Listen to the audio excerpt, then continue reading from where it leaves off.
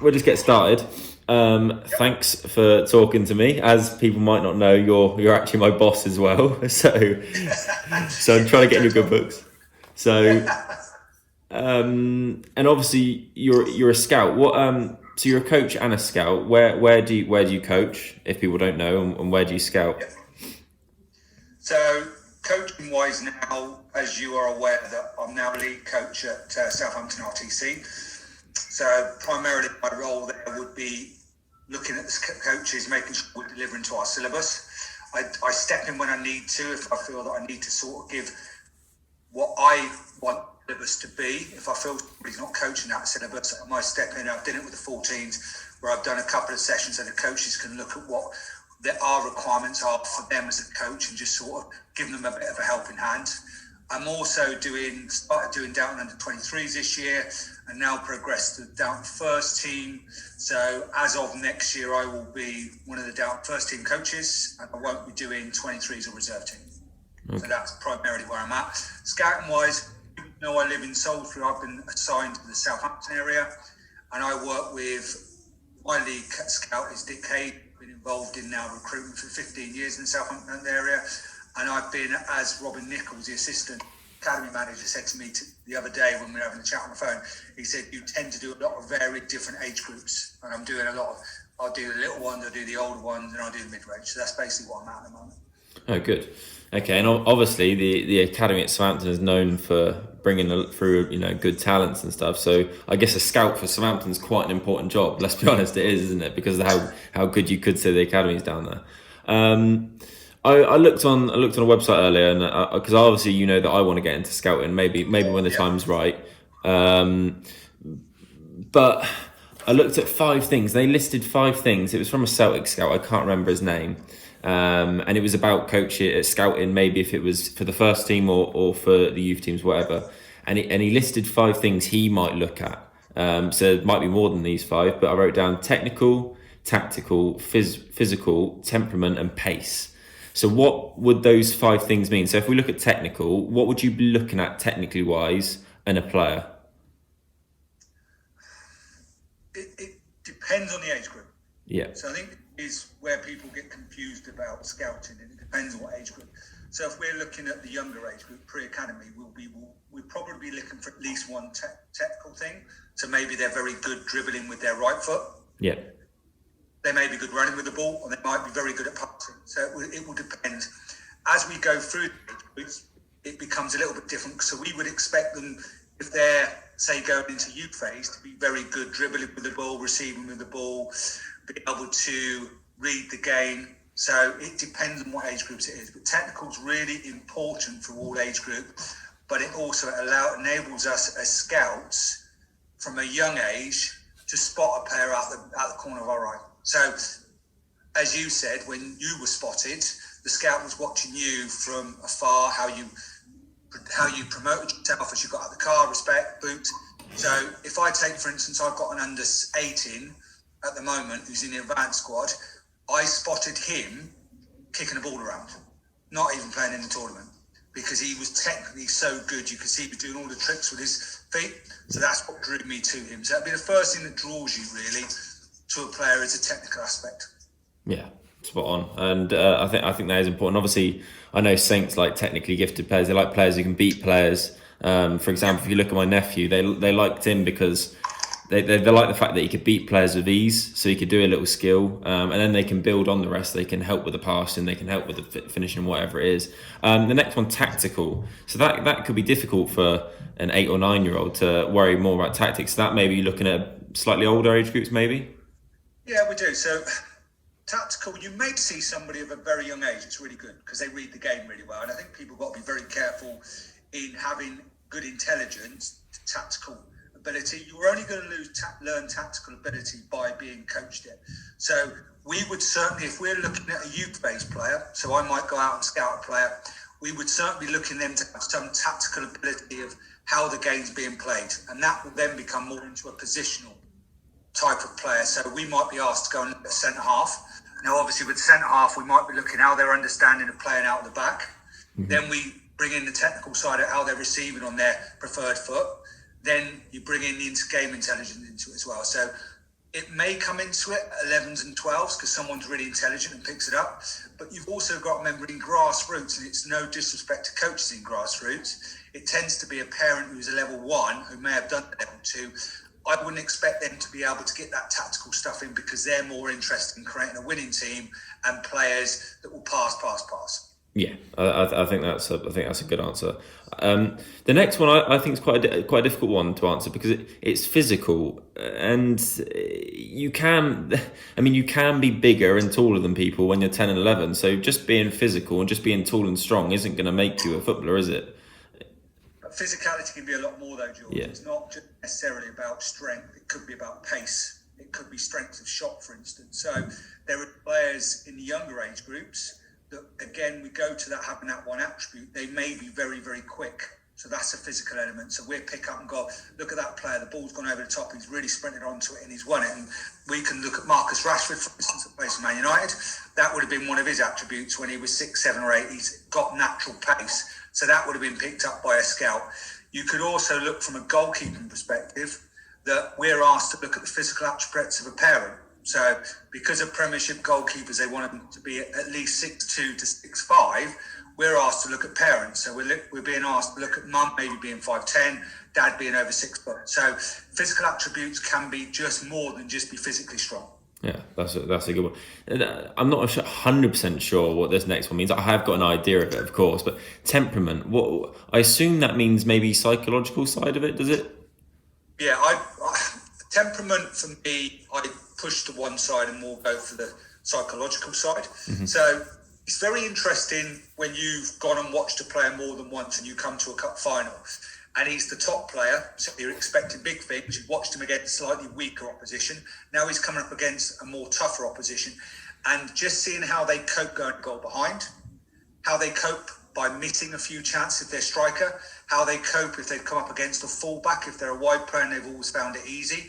And that's also when you're going through a trial process, and we have to do reports as scouts on players that go in on trial. That's a really important one. And that's where, when you do your recruitment ID badges now, they join it in with the 4 corner module. And obviously in the 4 corner module, we have the technical, tactical, and we have the psychological as well.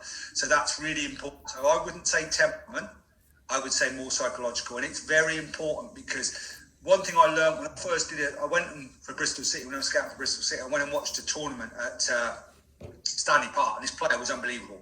And he was left footer, caught my eye straight away, watched him the whole game, scored loads of goals, created anything. So I then took my lead scout to go and watch him at a tournament in Trowbridge. And it was quite interesting. One, the coach hid him anyway, because he was worried about losing the player. But 2, when he come up against tougher opposition, he literally just sunk. He shrunk within the game because he couldn't get away with what he could get away with a weaker opposition against the tougher opposition. And my scout, who I work with at Southampton now, came where that's an important thing as a scout. You may spot somebody playing against weak opposition and they look really, really good, but you then have to go and watch them and see how they do psychologically against stronger opponents. Yeah, spot on. I think that is really important because obviously if you get into an academy and say you play for an academy down here, so you got Bournemouth, Southampton, Portsmouth, whatever. When you go, and I know my nephew found this, when you go and play the Arsenals, the Tottenhams, the Charltons, they're all big, strong young lads, city boys, which does make a difference. They're a bit hungrier. The last one we've got is pace, and you obviously touched on a bit. I know it's really, really important. Joe Tessam spoke about it. It's not just necessarily being out and out rapid, but it's little accelerations, it's on and off the ball. How important is pace? I know you've touched on it a little bit. I think if you look at the key positions within the team, so if you're a fullback nowadays, you're expected to be an overlapping forward. So we look at Trent or Robertson.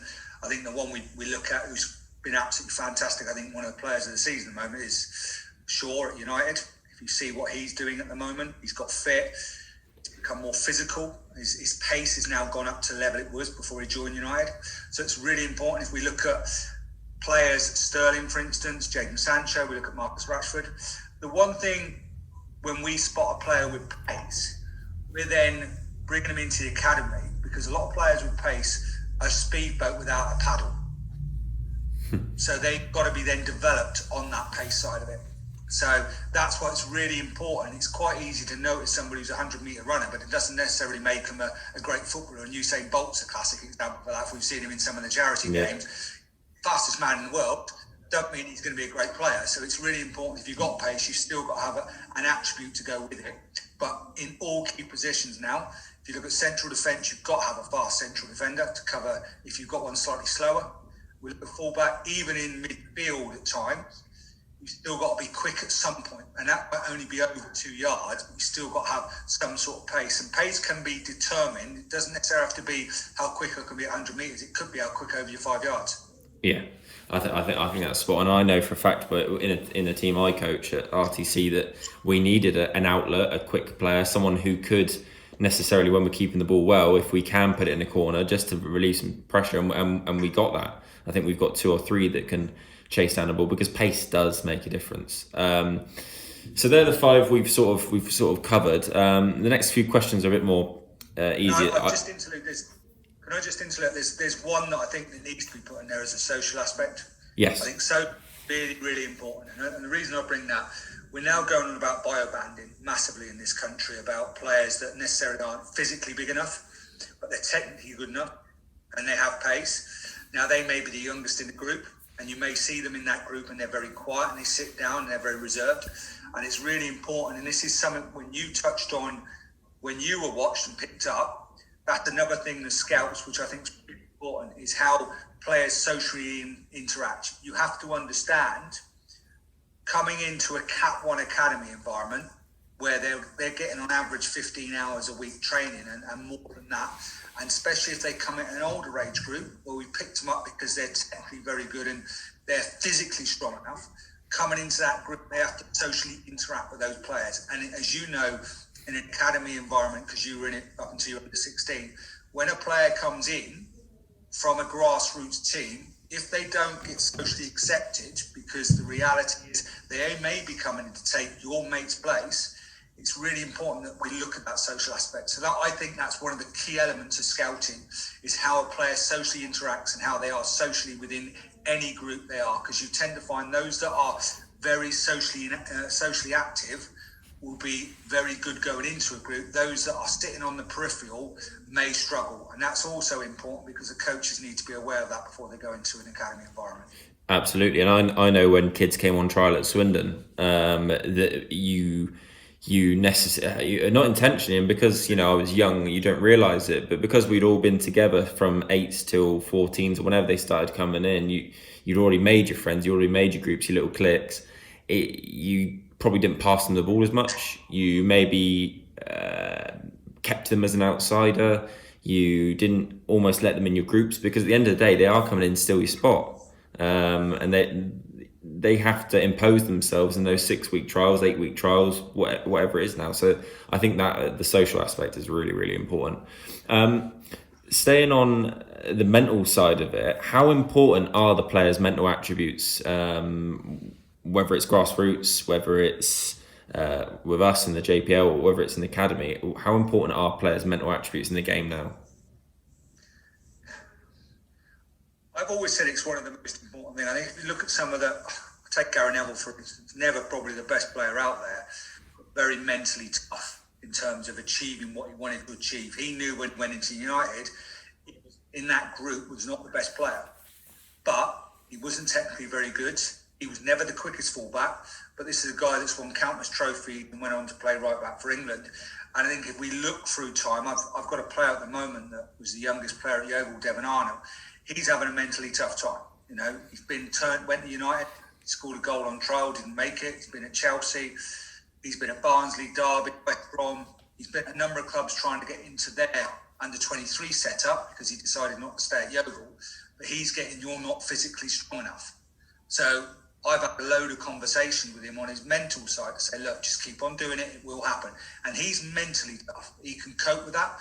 But there's another player that I know that's now playing at handball, just loved playing football, but mentally he was very weak. So when he had his trial at Southampton, he went in there with this jovial joker, joking around with Terry Moore, who's a fantastic, esteemed academy coach who brought all the players through at Southampton.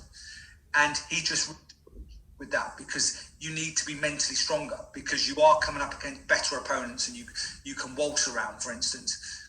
And so I think the mental aspect is something that is massively forgotten in the game. Now, if you take Vaughan Corville, for instance, he's had a lot of tough knockbacks. Look where he is now. He's played for Forest Green Rovers. You know, he got released by Southampton. You know, he had to cope with players coming in while he was there and trying in his position.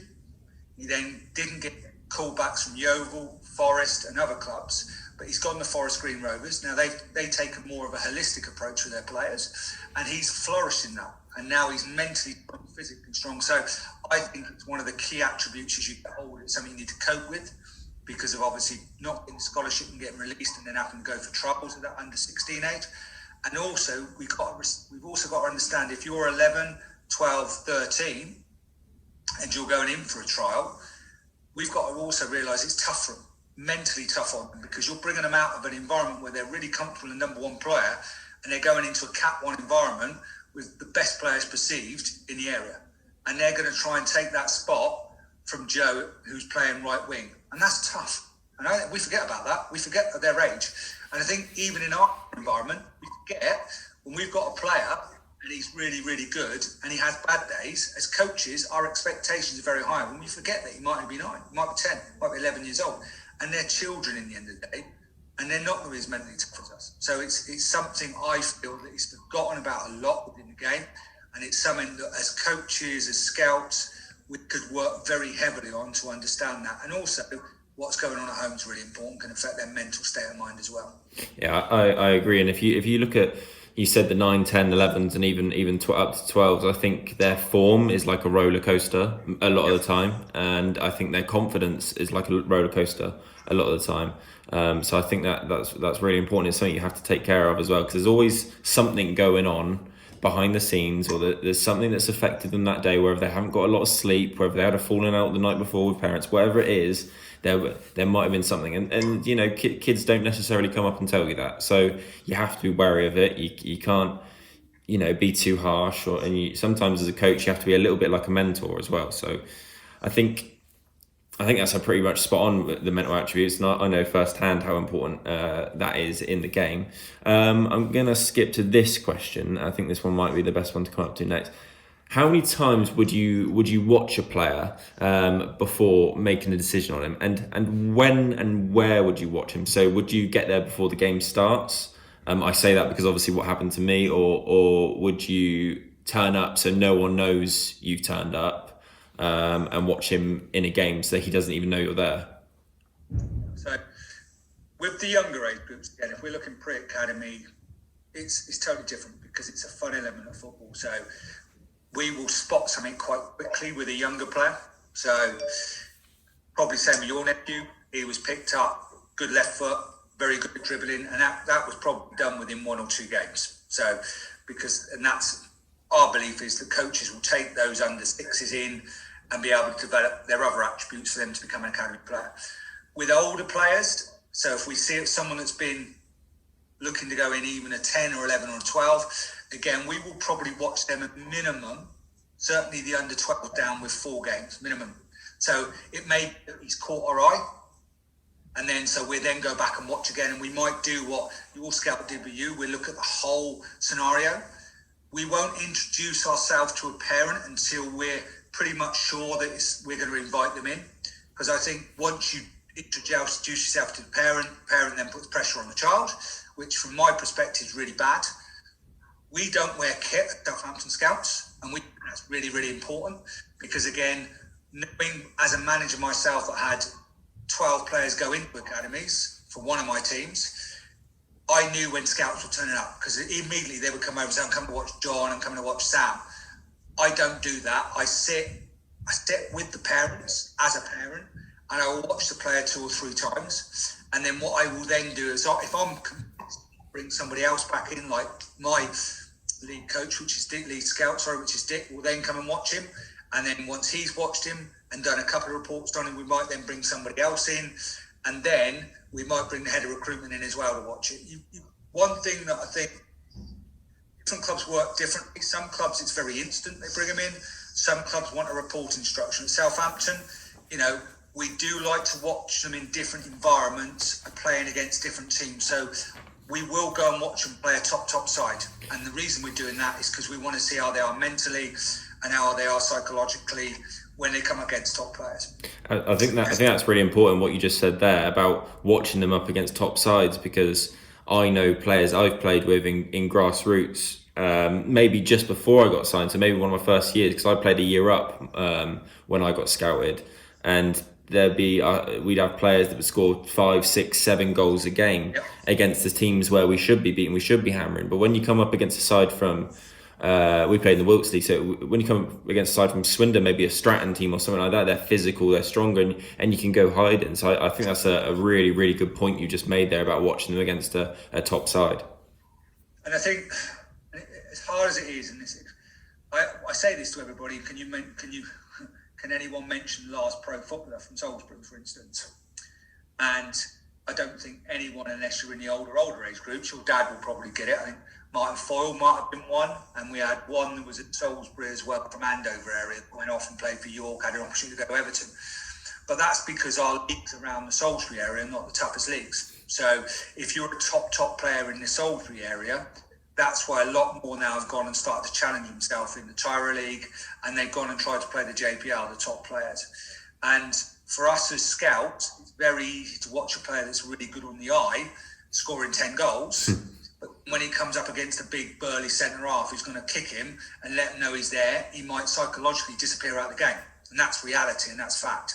So that's why having a report structure is really important for the older age groups. And it's very important when you go to a 13, 14, 15, because then we're looking at scholarships. So if we're looking to replace a player under 14s, as a scout and as a club, we will be looking at them as view of them offering a scholarship, because that's how hard it becomes at those age groups. So that's why it's really important that then, for instance, I will go and watch, Dick will also come and watch. We might get Jim Flood, who scouts those age groups, 13s up to 18s. He will go and watch as well. Then you'll get the head of recruitment, then we'll come and watch them, because we're going to put them in an environment where there's a lot more expected of them than they would be in the under 10s, for instance. Yeah, I haven't got this question written down, but I've just thought about it as you're talking, because you've mentioned age groups. I've had a couple of parents come up and speak to me recently about, my son's 11, 12 now. Have they sort of missed the boat? My dad didn't get picked up till he was 21. I know that's slightly different, but if you work hard and you want it enough, and you know a lad, and they wouldn't mind me saying, Lenny Stimpson, who I worked with one-to-ones for years after meeting him at a soccer camp. And he was desperate to be signed. He would always mention about how much he wanted to be picked up by a club, and he's signed for Portsmouth now. And he's 13, 14 now. It can happen. It can happen. The biggest problem we've got as coaches and as scouts is managing parents' expectations. And it's the biggest thing I've learned in football. Since I started being involved at 23 running a men's team and then getting involved in youth football because of both my boys. Parents want it to happen for their children now, today. The reality is, if you are good enough, you will be spotted at whatever age group. Now, it has become harder with the E-Triple, don't get me wrong, because the contact time from Cat 1 club to a Cat 3 club is massive. So that's why, if you look at players, there's certain areas that players will suit better. So Lenny was very, very good on the ball. Surprised me because for a physical academy, so I was really pleased that he got on the Pompey, because he's a very good thinker on the ball, very good passer of the ball, so it really pleased me. If you look at George, who we all know well, who's down at Bournemouth, for instance, wasn't quite at what we were looking at Southampton, because we felt we had what was better there. But for my opinion, he had a lot of attributes, physical, technical and tactically. He was very good, and that's why he ended up at Bournemouth, for instance. So his dad is a really good example of it, where he never pissed George, but then we know we've got other parents at the RTC that are desperate and will take their sons everywhere they possibly can do for them to become academy players. Now, the reality is, if you're good enough, I don't care what anyone says, if you're good enough, we signed at Southampton a 15-year-old from London last year. Now that's, at 15 years old, get an opportunity to play at a Cat 1 club shows something, you know. And he is physically strong, mentally strong. But he's also technically very good. And what he's done very well is picked up a lot of things in terms of what's being coached to him as well. So as a number 9 at Southampton, you know, there's a lot of pressing, which is what the first team manager wants. Also, they want to be able to hold the ball up as well. So, and he's also picked that up. I think, that's a great point. Exactly. I think I've always said this to whoever I've coached, and obviously I've got experience. But if you're good enough and you can't push it, it either happens or it doesn't. You don't force it.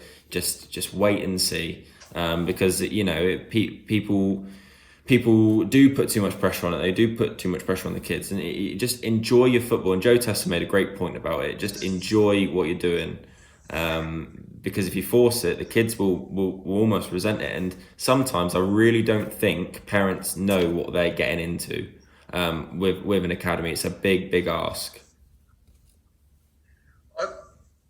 I would always go back to my oldest son that ended up going into Swindon for a while, and I saw how he was.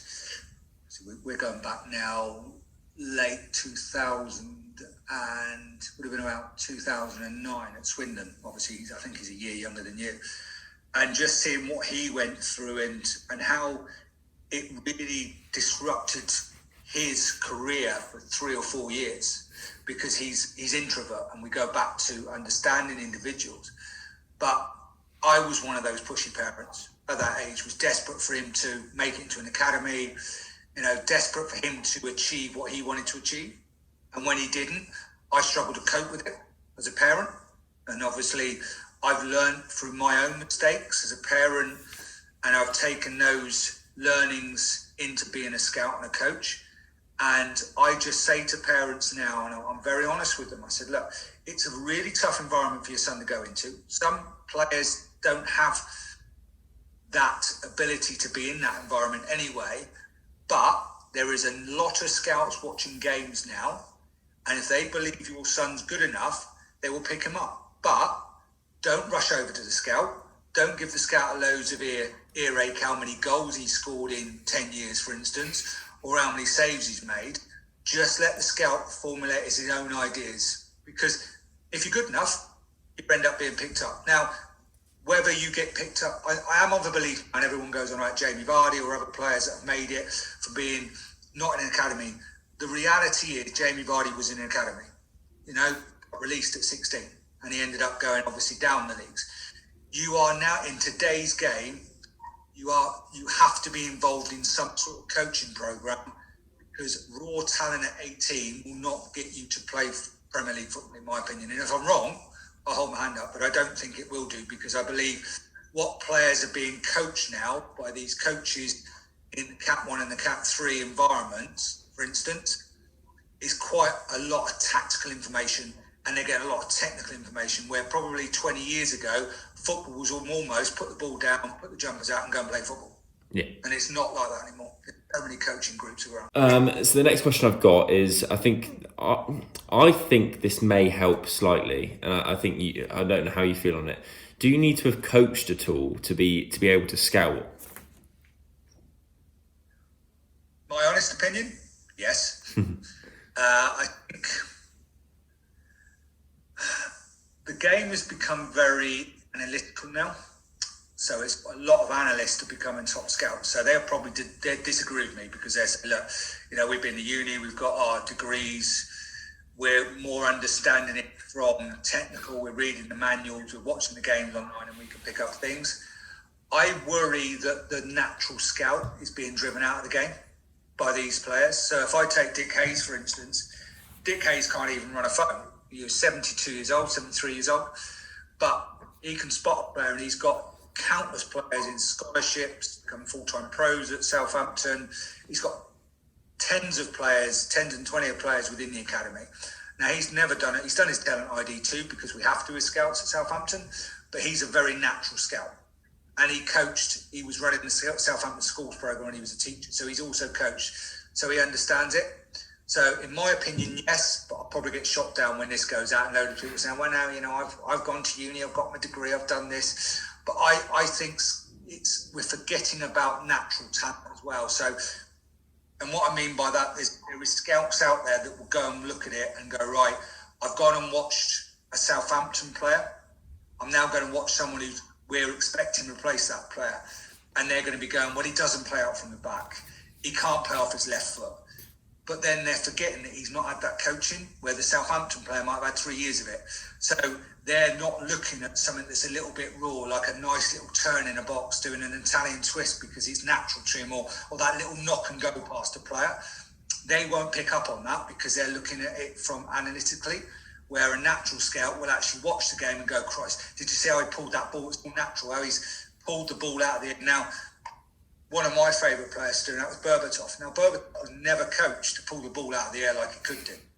You know, that's natural. And I do worry that we are forgetting and we're missing some of the natural talented players out there. I think that's spot on. I'd agree with you. I think you do need some coaching experience. I think it helps you understand the game a bit better. I know for a fact, since I've become a coach and started working with you, Chris and Joe, that when I'm playing, I understand the game better, which at 25 is rare, I think. So I think that's spot on. Would you say you specialise in any area? So by that, would you?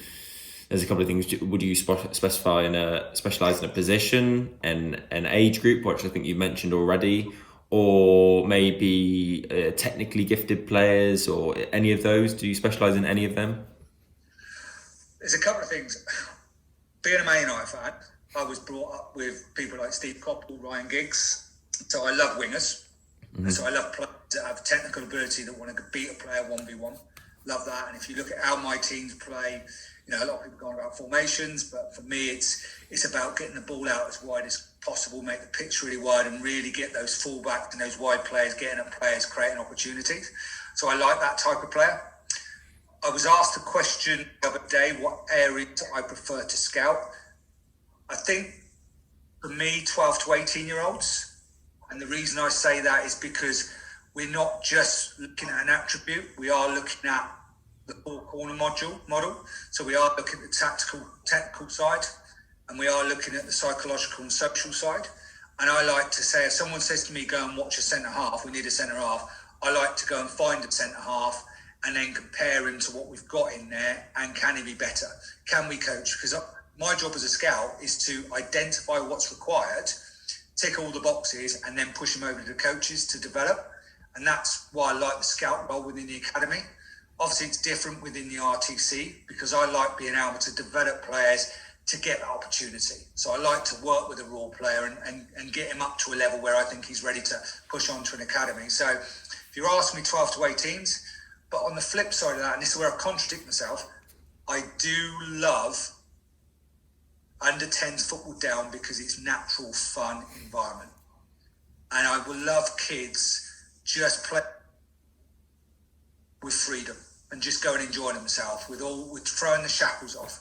Because I think with social media now, there's a lot of coaches out there, and Jose Mourinho said it, we're creating a world of social media coaches that are coaches that don't understand sessions, that will go and deliver a session that Jose Mourinho's someone's put up off of his coaching manual of 20 years ago, and they try and get their team playing like Jose Mourinho parking the bus, or Jurgen Klopp or Pep Guardiola, so because loads of sessions go up. And that tends to come in above. That's why I love watching the younger players, because they do get the ball down, they do dribble, they don't pass, they do shoot from all other angles. You know, when they concede a goal, they don't care when they concede. They don't care if they lose when they're 10-0, you know, and that's the rawness of football. So even though I'm contradicting myself, I do like watching the younger ones, but from a scouting perspective, I really enjoy that, going out, identifying, spotting someone, and then him going up, because I think there's more of a sense of achievement when you've picked a player up from grassroots and he gets offered an academy contract at 13, 14, 15. Yeah, I think you're right there. I think the other thing about the younger ages, they wouldn't necessarily know what an academy is. They wouldn't necessarily have a clue what's going on. So they can play with freedom even if they know you're there. The parents, on the other hand, might not, but I think for the player, it'll probably just go over their head and they just get on with their game or get on with the games, as they would. So I think that's good that you like both ages. But 12 to 8, I can understand why you like the older group, that you get more, possibly back from it. Advice for kids who want to be scouted. This is probably the $1 million question, isn't it? Let's be honest. Every kid, or should we say 90% of kids that we coach now, or coaching is similar to us, they want to be scouted. That's the dream. Have you got any advice to give them make them be the best they can be, so they can give themselves the opportunity to be scouted? I would say, be the best you can be, first and foremost. Practice makes perfect in anything we do. But also, never forget why you played the game. And that's because we all love football. Now, if you fall out of love because you're trying so hard, you'll never make it. So always remember, every time you get a football, remember why you're doing it. It should never be the end game for anybody, as we have dreams, but never ever have that end game to be in an academy. Always have that end game. I love what I do. And I say that in anything we do, in anything in life, for instance, we have to love what we do. You love coaching, you love playing football. I bet you loved every morning getting up to go because you knew you had your training session that night, or you were going to play a game. Yeah. You didn't care that it was in an academy, or you didn't care you were playing with your mates. And I believe parents put way too much pressure on kids to get in, and even when they're in, they put extra pressure on them. And remember, kids love playing sport, love doing it, and that's why I always encourage children to do other aspects of sports as well. So be the best you can, practice loads, but never forget why you did it, and that's because you love what you do. Exactly. Someone told me, I think it was a couple of months ago, when I was a bit frustrated with football, and they said when you think about quitting, remember why you started doing it.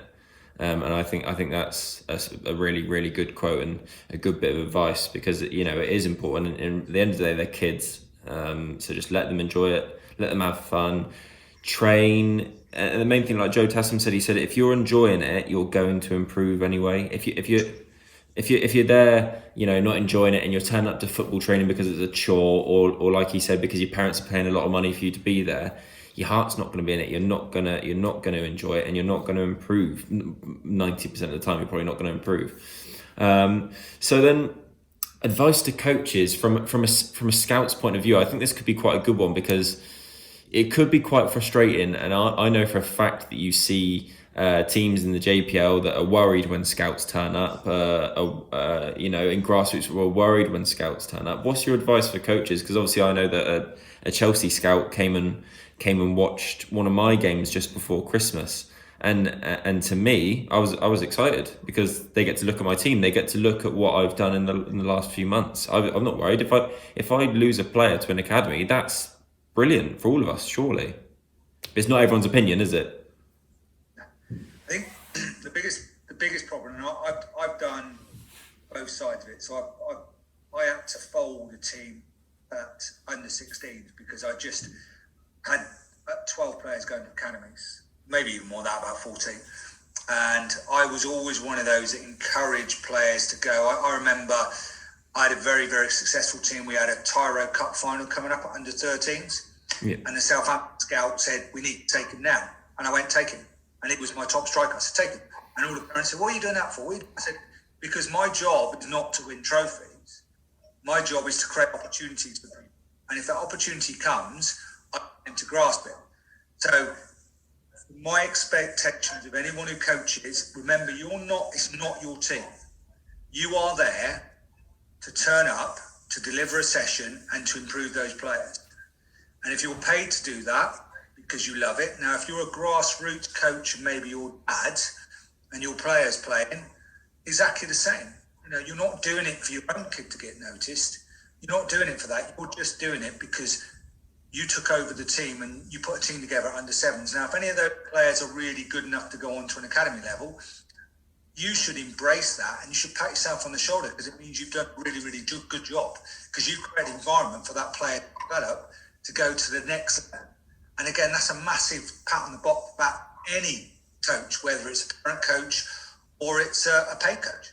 So just embrace football and remember, we're not here to win trophies. We're here to develop players as individuals so they can play at the highest level possible. I think that's spot on. To get them to have fun and enjoy it as well. Yeah. This next question you don't have to answer, I guess, because it might, I don't know if it would offend anyone or you might not want to say their name, but the best player you've scouted and why?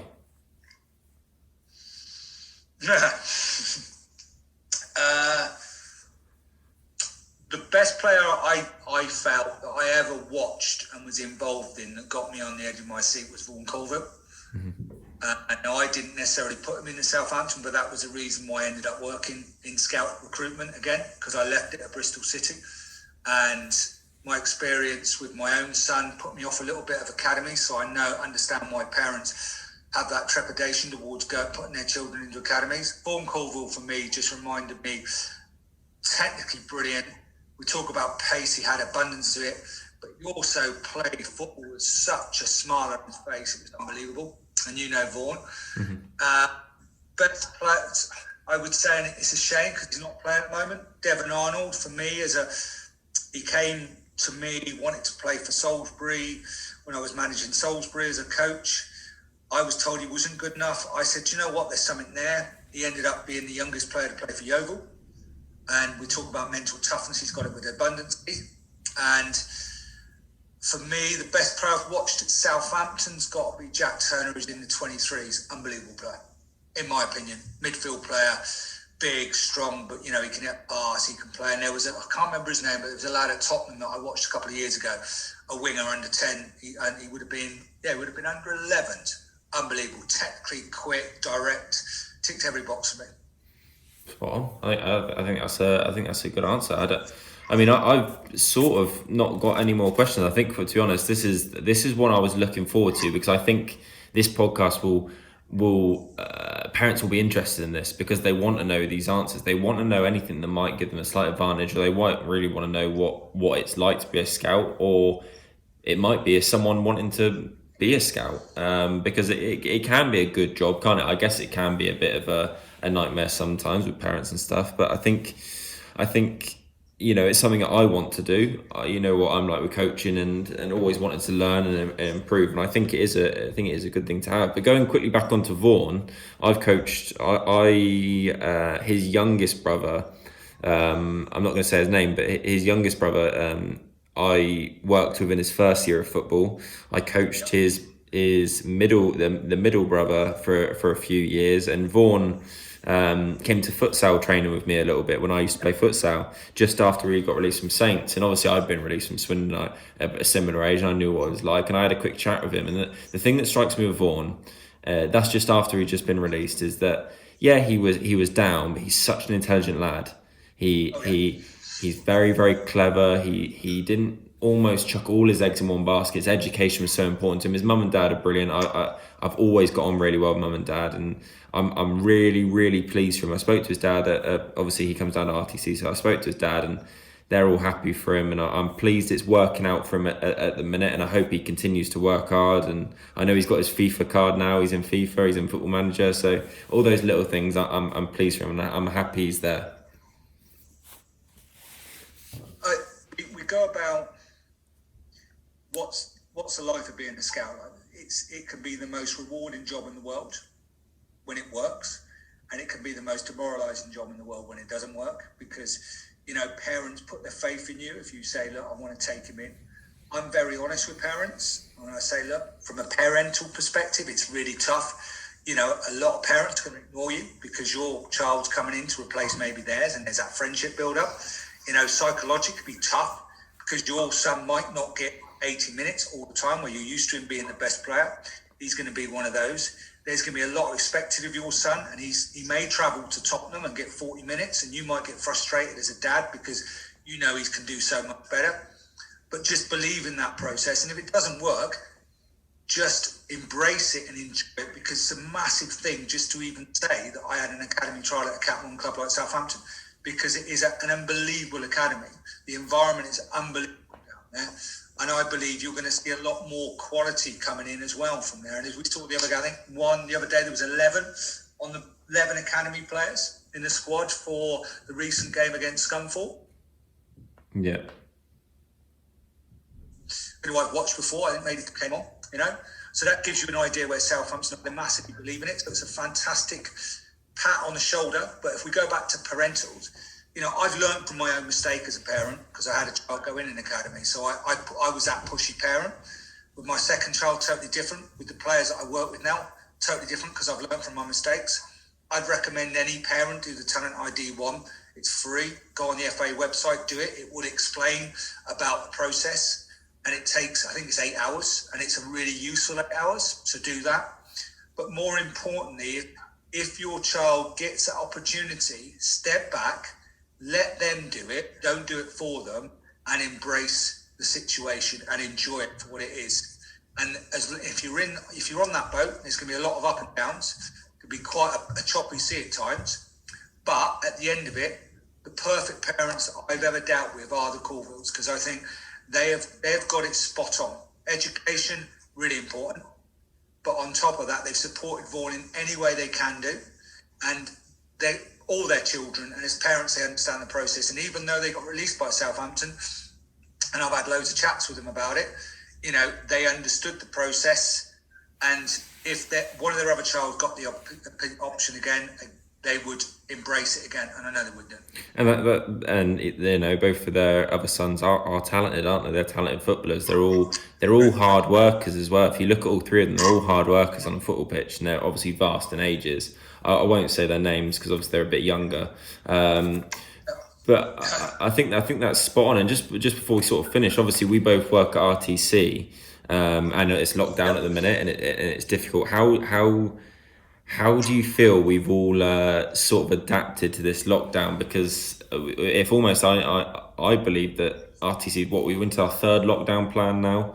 How hard do you think, and how well do you think we've done to adapt to this absolute nightmare of a year? Yeah, what a year we've got, and I think we've got another 6 months to 12 months to go before we get back to some sort of normality where we can expect a football season to continue, for instance, and not be stopped halfway through. I look at what people are doing, and what me and Matt did after the first lockdown. We tried to look into the future. And as you know, me and you have spoke about it quite regularly. I'm very much about technical attributes as well, with players being able to be very good on the fundamentals. So obviously we linked with Curva, which I think has been a massive plus for us. And watching the Curva sessions, certainly through all the age groups, people have brought into it. And I love watching the younger ones do it. And it's great, so I think that's really good. Yourself has adapted, you and Jack have adapted massively to it. I spoke to Johnny, one of our other coaches, who, again, is doing it differently as Will is with the older ones. So what we've adapted really well with, we've understand the age groups, understand what they require out of it as well. And as much as it's been tough, I still believe we're trying to provide something, for instance, that keeps the kids engaged. It's something they love. And if we can make it as fun as much as possible in terms of the environment that we create as coaches online, and they come off and they want to go on the next one the following week, which we're doing our job properly. And also, we've had a lot of problems with some of our players, as you're aware, and we've had to try as a club, and as I'm sure there's other clubs out there that are talking to kids that are struggling mentally. So again, if we can provide something that helps them with their mental well-being, which again I believe we're doing with the majority, certainly with 90% of the kids, we're doing the job. And I think we did really well in the first one. I think the second one we did really well, and in the third one, again, from what I'm seeing, we've adapted and we've changed our sessions to make them a little bit more fun-hearted.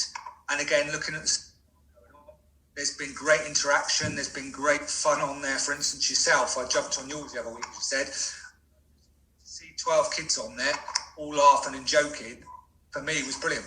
No, absolutely. And you say about how the kids are doing. I know I've been, obviously I've got a group chat, and then every week or so I just text the parents asking how the boys are doing at home, how they're doing with their schoolwork, just asking how they are, nothing to do with football, because Yeah. it's interesting what replies you get.